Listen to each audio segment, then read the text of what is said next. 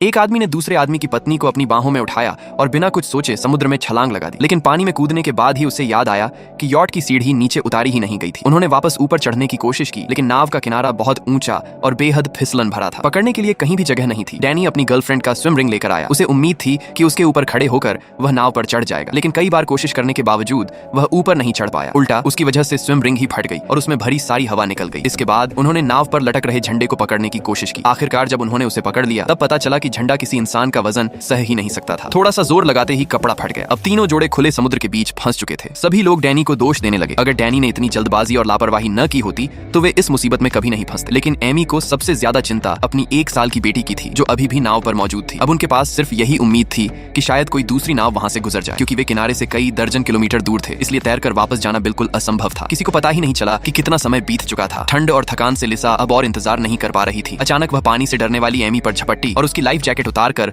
खुद पहनने की कोशिश करने लगी, लेकिन बाकी लोगों ने उसे तुरंत रोक लिया। तब जाकर लिसा शांत हुई। उसी समय उन्हें एक भनभनाने जैसी आवाज सुनाई दी। आवाज की दिशा में देखने पर उन्हें पता चला कि नाव के किनारे रखा एक फोन कंपन कर रहा था। यह देखकर सभी बेहद खुश हो गए। अगर वे किसी तरह उस फोन तक पहुंच जाते तो मदद के लिए कॉल कर सकते थे। जैक ने तुरंत छलांग लगाई और किसी तरह कपड़े खींचकर फोन तक पहुंच गया, लेकिन शायद फोन पानी में भीग चुका था। मदद के लिए कॉल करने के तुरंत बाद फोन पूरी तरह बंद हो गया। गुस्से में जैक ने फोन को दूर फेंक दिया। उसकी इस हरकत से सभी हैरान रह गए। आखिर अगर फोन अभी भी ठीक हो सकता होता तो जैक को भी अपनी गलती का एहसास हुआ और वह चुपचाप एक तरफ जाकर खड़ा हो गया। तभी उन्होंने देखा कि एक यॉट तेजी से उनकी ओर आ रही है। उम्मीद की किरण देखते ही सभी लोग जोर जोर से चिल्लाने लगे और हाथ हिलाकर मदद मांगने लगे। लेकिन दूसरी नाव पर मौजूद लोगों ने समझा कि वे सिर्फ उनका अभिवादन कर रहे हैं, इसलिए उन्होंने भी हाथ हिलाकर जवाब दे दिया। कुछ ही देर बाद वह यॉट उनकी नजरों से ओझल हो गई। अभी अभी जगी उम्मीद एक बार फिर पूरी तरह टूट गई। तभी डैनी के दिमाग में अचानक एक तरकीब आई। उसने सभी से कहा कि वे अपने कपड़े उतारें, उन्हें आपस में बांधकर एक लंबी रस्सी बनाएं और उसे नाव पर फेंक दें। इसके सहारे वे ऊपर चढ़ सकते थे। लेकिन तीनों पुरुषों की स्विम ट्रंक्स इतनी लंबी रस्सी बनाने के लिए काफी नहीं थी। जिंदा बचने के लिए